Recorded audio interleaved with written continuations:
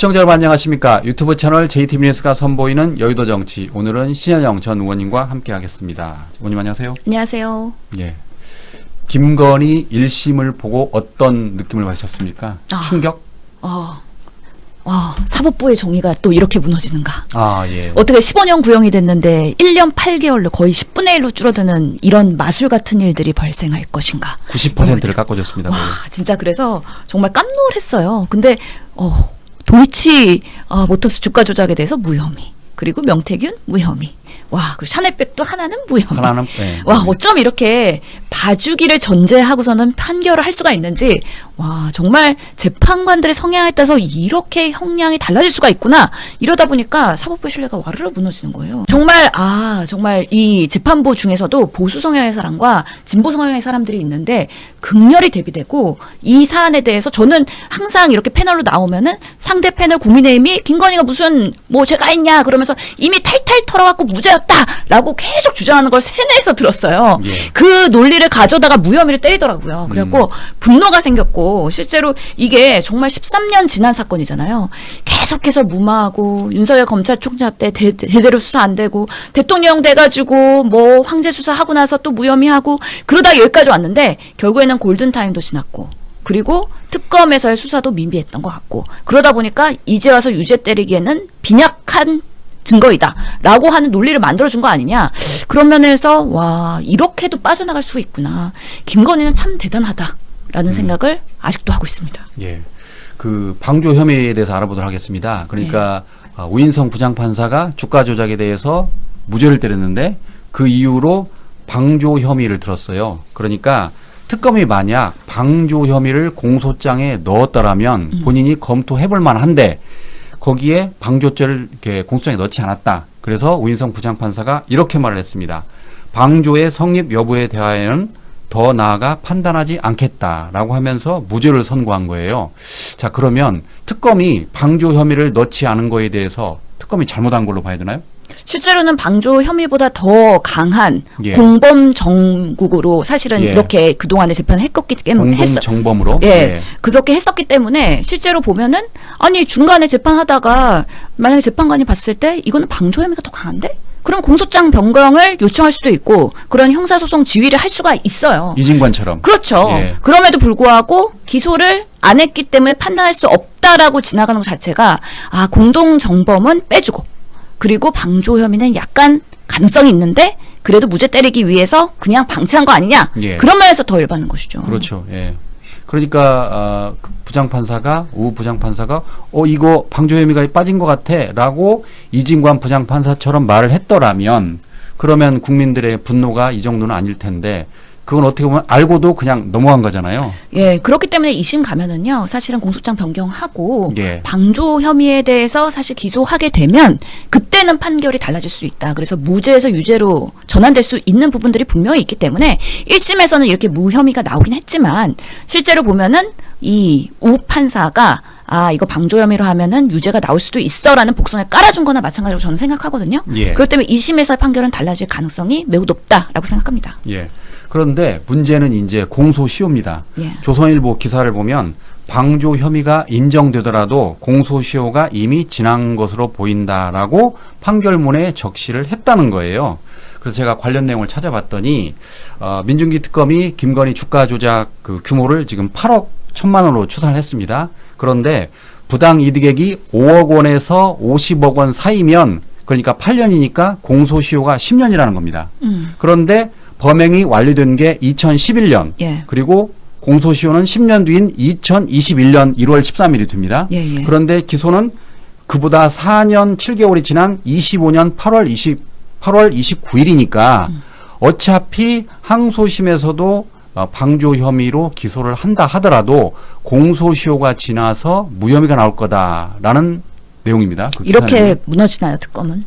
그런 내용이 나옵니다, 지금. 그래서 지금 이번에 판결문에서도 2011년, 그리고 12년, 14년에 대해서 쪼개기로 판결을 했어요. 그래서 11년, 12년은 공소시효 지났고 2013년도 판단을 해보면 아직까지 판단의 대상이 되지 않기 때문에 무혐의를 때린 부분이 분명히 있거든요. 그래서 이 공소시효 문제는 사실은 처음에 판사가 복선을 깔고 얘기했잖아요. 모든 사람의 그런 어떻게 보면은 무죄 추정의 원칙. 그래서 권력에 있는 사람이나 아니면 권력에서 내려온 사람이나 일반 국민이나 똑같이 판단해야 된다. 그 복선을 깔면서 얘기를 했기 때문에 아마 예외적으로 이렇게 대통령 부인이었기 때문에 더 엄중한 책임을 물어야 되는 그런 판단에 형량을 해야 됨에도 불구하고 나는 그런 판단 안 하겠다. 일개 국민이 했던 김건희가 했던 똑같이 판단하고 봐줄 거는 봐주겠다라는 일부의 의지를 보였다고 생각이 들기 때문에 요 부분도 사실은 2심에서 기대는 해보지만 또 우리가 실망하는 결과를 낼 수 있는 하나의 단서가 될 수도 있다는 우려는 있습니다. 예. 그래서 만약 항소심에서도 주가 조작이 무죄로 판명된다면 그때는 경찰과 검찰을 향한 국민들의 분노가 더 커질 것 같습니다. 왜냐하면 2011년에 이게 이제 그 혐의가 있었는데 2013년 경찰이 처음으로 주가 조작 연루 의혹을 포착했다는 거예요. 그러니까 경찰이 2013년에 제대로 했더라면 이런 일이 없을 텐데 그렇죠. 그때 경찰이 그냥 수사를 뭉갰잖아요.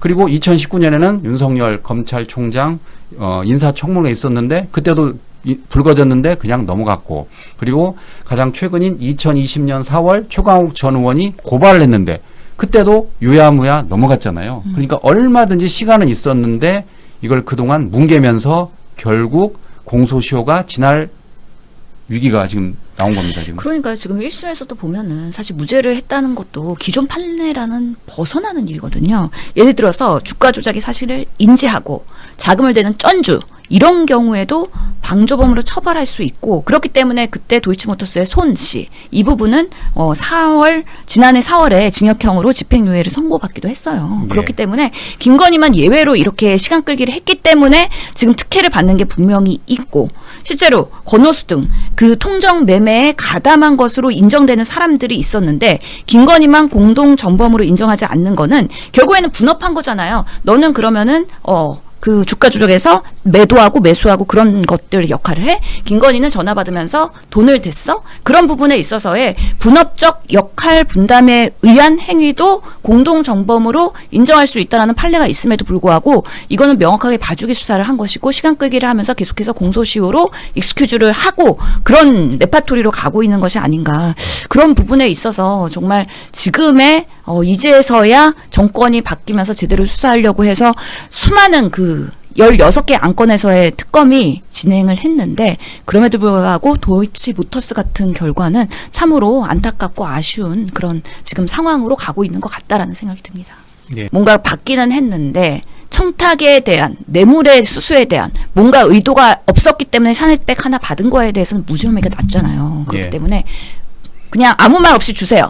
아무 말 없이 주고 그리고 나서 한참 후에 아쉬운 얘기하면 이게 준 것과 아쉬운 얘기한 것과 연결성이 어떻게 입증될 수 있느냐. 재판부는 근거가 없으니까 그것은 청탁을 위한 뇌물이 아니었다라고 판단할 수 있는 판례가 만들어졌다는 거잖아요. 예. 그리고 사실 명태균도 마찬가지입니다. 명태균에서 여론조사 열심히 해갖고 막 상납하고 그 대가로 김영선 공천해달라고 그렇게 요구를 했어요. 그래가지고 김영선 공천해주라 했어. 그랬더니만 공심이 열어가지고 공천심사위원회에서 김영선 해줄게 땅땅땅 했어. 회의에서 확정한 거잖아? 그러면 이거는 어떠한 압력이나 사실 부당행위나 아니면은 그런 청탁의 의도가 없었다. 공식적인 회의에서 결정된 거기 때문에 예. 이런 방식으로 되기 때문에 누구든지 청탁하고 공천 로비하고 하지만 회의에서 통과되면 그건 오케이 이런 선례를 만든 거였기 때문에 그 공천 관리에 대한 부분 정치권 내에서의 여러 가지의 그런 행위들 이런 부분에 대한 이해가 매우 박약한 상태에서 매우 보수적으로 판결했다라는 면에서 아니 이런 사람이 재판관이야? 과연 이 사안에 대해서 얼마나 심각한지에 대해서 인지를 하고 있는 게 맞아? 라는 부분에 있어서 충격적인 결과를 가져온 것이다. 라는 생각이 들어서 정말 세상에 이럴 수도 있구나 라는 하루가 되었습니다. 그날. 그러니까 정말 네. 많은 분들이 충격을 받으셨을 것 같아요. 시청자 여러분 안녕하십니까. 유튜브 채널 JTB뉴스가 선보이는 여의도 정치. 오늘은 홍정민 의원님과 함께 하겠습니다. 의원님 안녕하세요. 안녕하세요. 예. 잠깐 일본 갔다 오셨다면서요? 예. 예, 결혼 23주년으로 이제 가족과 시간을 보냈습니다. 잘하셨습니다. 네. 자, 우인성 부장판사가 검찰의 징역 15년 예상을 깨고 징역 1년 8개월만 선고를 했습니다. 네. 그런데 그 가운데 주가 조작과 명태균 여론조사는 무죄로 선고를 했어요. 예, 전부 무죄가 됐더라고요. 예, 어떻게 보십니까, 오늘? 너무 충격입니다. 사실은 명태균 사건은 계약서가 없고, 예, 계약서 없다. 예. 공천이 공관위에서 뭐 적법하게 이루어져서 인과관계가 없다. 이게 너무 좀 말도 안 되는 상황이죠. 사실은 김영선 의원이 저희 지역구 옆 지역구였어요. 예. 일산으로 뭐 비례 2번, 그다음에 지역구 2번에서 사선으로 연고가 일산에 강력하게 있는 뭐 전직 의원인데 갑자기 난데없이 창원에서 단수 공천을 받아서 거기는 압도적인 그 지지율 득표율을 해서 63% 정도 해서 이겼는데 예. 그게 그냥 공관위의 뭐 투표로 결정된 거니까 윤석열이 김영선이 해주라 이거는 아무 의미 없다라는 판결이라 예. 어느 국민도 납득할 수 없는 판결입니다. 예, 그렇군요. 그런데 이번에 그 판결 내용을 자세히 보면은 예. 방조 혐의 뭐 그런 내용이 나오더라고요. 예. 그래서 저도 이제 한번 자세히 살펴봤더니 검찰이 방조 혐의를 빠뜨렸다는 거예요. 네. 그리고 이제 법원은 관대했고, 예. 그래서 재판부가 그 우인성 부장판사가 이날 이런 이야기를 합니다. 방조의 성립 여부에 대해서는 더 나아가 판단하지 않겠다. 네. 이게 왜 그러냐면 특검이 방조 혐의를 적용했더라면 우인성 부장판사가 방조 혐의에 대해서 논의를 해볼 텐데 아예 공소장에 빠졌다. 그러니까 네. 나는 그거를 아예 문제 삼지 않고 무죄를 선고한다. 뭐 그런 내용인데 이건 또 어떻게 봐야 됩니까, 의원님? 이게 이제 주가 조작의 주범으로 특검은 기소를 했고 예. 그걸로 계속 이제 공방이 있었겠죠. 심리를 받았고 결론으로는 이제 주가 조작의 주범까지는 아니다라면서 무죄를 재판부가 판단했단 말이에요. 선고를. 예. 그런데 좀 약간 이례적이긴 하지만 거의 뭐 공동정범이나 방조범으로 충분히 유죄를 선고할 수 있는 경우 공소장 변경 없이도 이제 검찰 쪽은 좀 이렇게 그쪽이 공격적이니까 예. 이 법조계에서 검찰을 했던 전관들은 공소장 변경 없이도 방조범으로는 유죄로 할 수 있었다라는 의견이 있는가 하면 또 이제 판사 출신은 그래도 공소장 변경이 필요했다라는 의견이 있었고 근데 어쨌든 두 가지인데 하나는 특검에서 방조범으로도 예비적으로 공소장 변경 추가 뭐 선택적 추가 이런 거를 했으면 너무 좋았겠다라는 생각과 그렇지 않더라도 보통 이 정도로 판단이 됐으면 그 재판부에서 공소장 변경 성명을 행사를 하거든요. 많이 내란 재판에서도 했고 예. 그때 한덕수 때도 이진관 부장은 내란 중요 임무로 해라라고 추가로 해라 해서 그때 공소장을 바꾸라고 아예 권유를 했었잖아요. 네네. 그 당시에. 예. 그런 식으로 재판 지휘를 많이 합니다.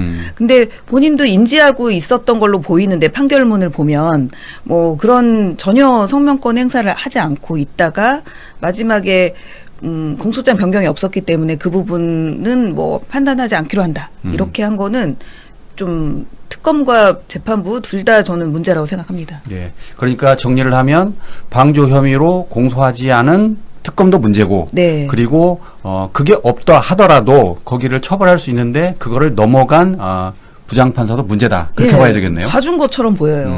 그렇군요. 아까 말씀하신 것처럼 이진관 부장판사는 한덕수 전 총리에 대해서 내란 중요 임무 우두머리에 네. 대해서 공소장을 변경해라고 말할 수 있었는데 네. 그걸 어떻게 보면 알고도 안 했다고 봐야 되나? 그렇죠. 알고도 안 했죠. 왜냐하면은 주범 권오수 그 주가 조작에 대해서 계속 공범인 것처럼 등장을 했거든요. 예. 예, 여기서 이제 김건희가. 그리고 또 하나는 이제 법조계에서 이런 식으로 되면 공동정범이라는 그런 법 원칙이 의미 없어진다. 왜냐하면 지금 여러분들 많이 뭐 기사에서 보셨겠지만 보이스피싱이요.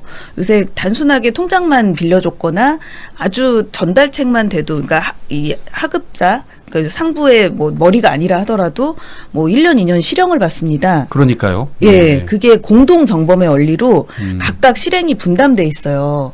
뭐 권오수가 시세 조작을 했지만 예를 들면 통장을 빌려줬거나 통정 허위 매매를 한 뭐 김건희도 뭐 어쨌든 뭔가 그 조직의 범죄 조직의 일부이지 않습니까? 예. 그러면은 뭐 공동 정범으로 전체가 다 처벌될 수가 있거든요. 뭐 유죄 선고도 가능하고.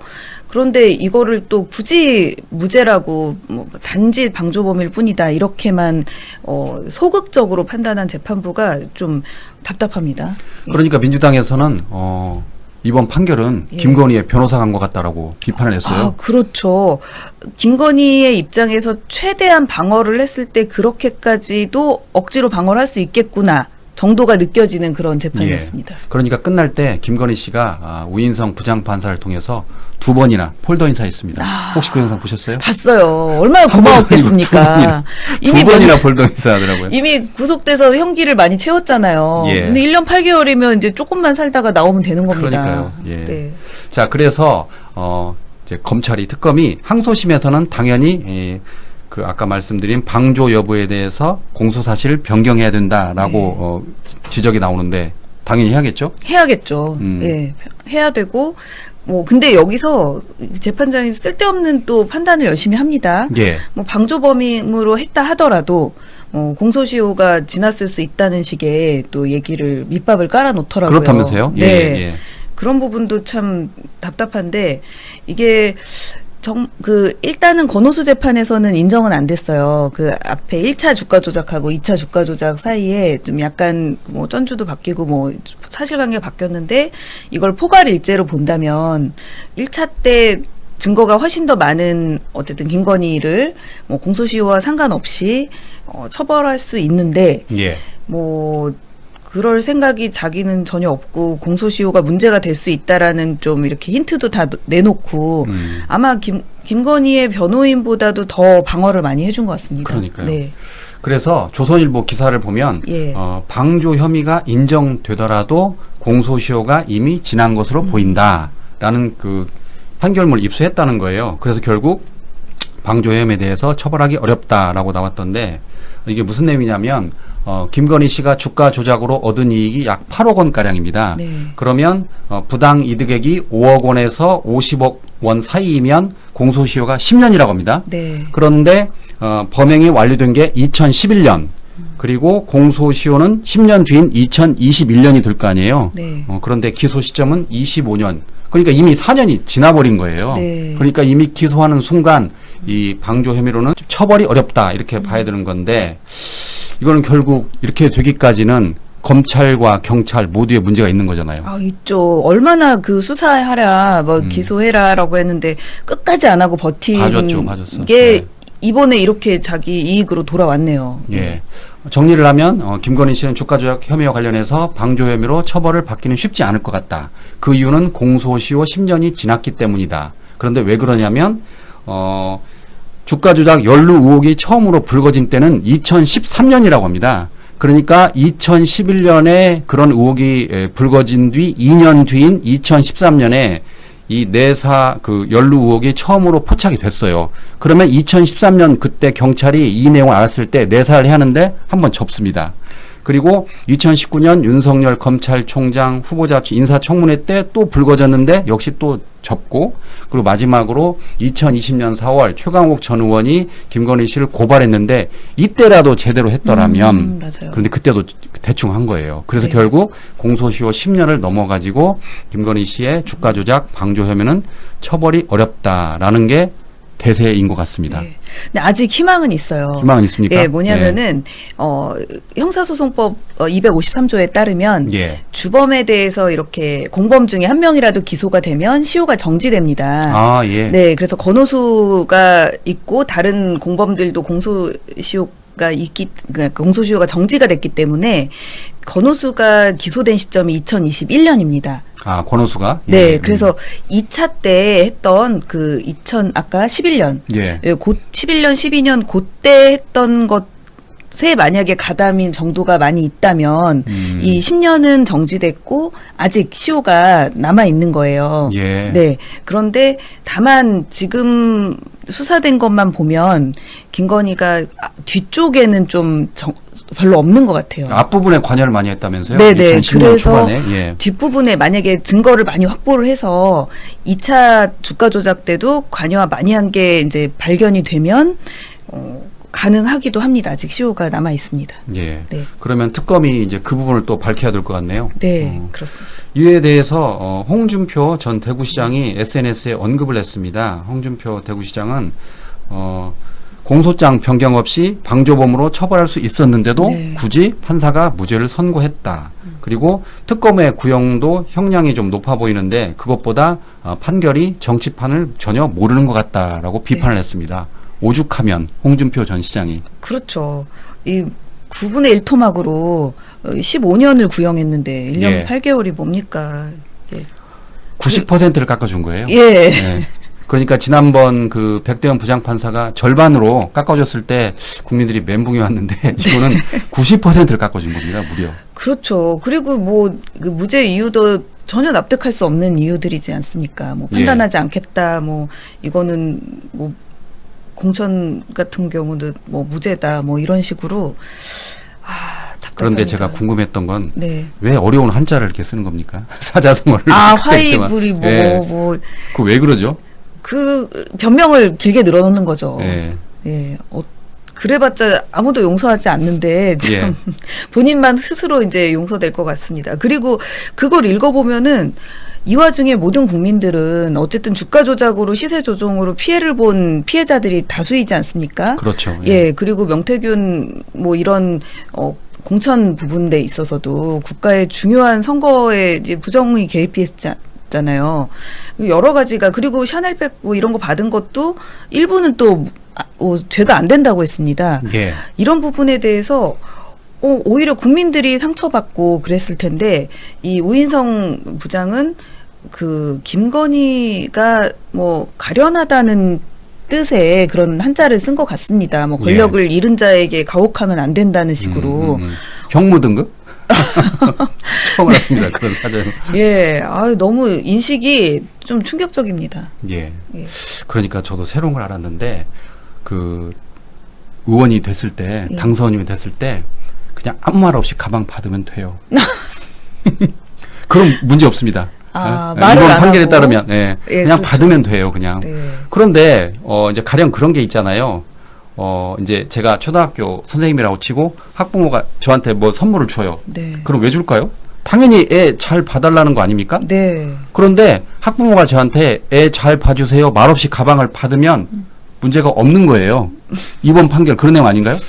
그렇죠. 그렇죠. 말도 안 되고 더구나 지금 가장 권력자인 상태이지 않습니까? 당선 전후로 해서 그런 상황에서 줘도 뭐 아무런 문제가 안 된다는 게 우리나라 그러니까 법을 혼자 이상하게 해석한 것 같습니다. 판사에게 뭐 헌법과 법률, 양심에 따라 재판하려는 권한이 있고 권리가 있는데 이거는 법을 자기 자의적으로 해석한 것 같아서 당연히 항소심에서 문제가 될 것 같습니다. 그래서 지난번에 제가 최광욱 전 의원한테 물어봤습니다.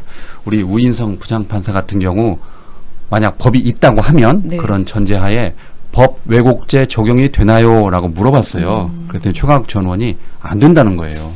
왜 그러냐면 고의성 여부를 판단할 수가 없고 그리고 그거를 판단한 사람이 판사라는 거예요. 네. 그러니까 봐준다는 거죠. 그렇죠. 어떻습니까? 현실이 맞나요, 의원님? 이제 뭐 법을 자기가 몰라서 잘못 해석했다고 주장하겠죠. 자기는 이렇게 알았다. 그러면은 넘어갈 수 있겠네요. 그러니까 의원님 보시기에는 이게 만약 그 법 왜곡죄가 이제 현재 있다고 하면 그런 전제하에 우인성 부장판사는 법 왜곡죄의 적용을 받습니까? 처벌을 받습니까? 아니면 어렵습니까?